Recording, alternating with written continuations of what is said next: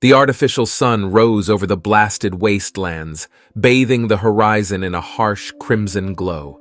Darius watched it listlessly through grimy windows, just another blood-red dawn creeping over humanity's crumbling cities. Once, people worshipped the rising sun as the giver of life. Now it was simply a tool of control, poised forever on the brink of scorching this dying world to ash. According to official projections, the sun would maintain its precarious balance for another 18 years. Then the decaying satellites steering its nuclear heart would finally fail, plunging the planet into an endless frozen night. Those same projections said the food factories could sustain the remaining population for 14 more years. After that, extinction. No more surface farms could grow in the devastated soil or under the deadly rays. Not that most people seemed to care anymore. They simply waited out their remaining days in a haze of chemicals and VR fantasies, too numbed to hope or dream. Only the lawless gangs roaming the urban skeletons showed any fire left. Darius knew he should feel lucky.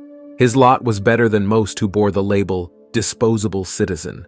At least he had shelter and a job tuning the antiquated systems limping along past their expiration date, like trying to revive a long-dead corpse. No children either, not since the mandatory sterilizations after the famines. He was free of that burden now dragging so many down. When the power inevitably failed for good, the elites would retreat below ground to their hidden bunkers, leaving the rest behind. Darius didn't resent them. He just felt empty. Only the past whispered faintly of better worlds now lost. The crimson sun rose higher, bleeding through the smog above. Another dead day awaited. A proximity alarm jarred Darius from his brooding. Checking the monitors, he spotted a cluster of figures approaching through the ravaged outskirts. Another refugee band driven from their wrecked city, searching for rumors of sanctuary. Or just food. Desperation drove them all now. Protocols dictated he inform security to sweep them away. But Darius hesitated. Once, efforts focused on restarting the planet's dying heart, now only maintaining the status quo until the clock wound down. On impulse, Darius disabled the outer defenses. As the Wanderers neared, he activated the external speakers and told them that water and provisions were inside. "Take what you need and go in peace," he said. The gaunt faces below stared up in surprise, then scurried to collect the offered supplies. Darius watched one child smile at the first fresh food she had likely seen in years.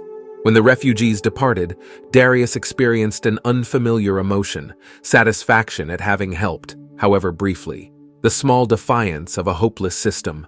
That night, Darius's dreams were haunted by visions of the child's grateful smile.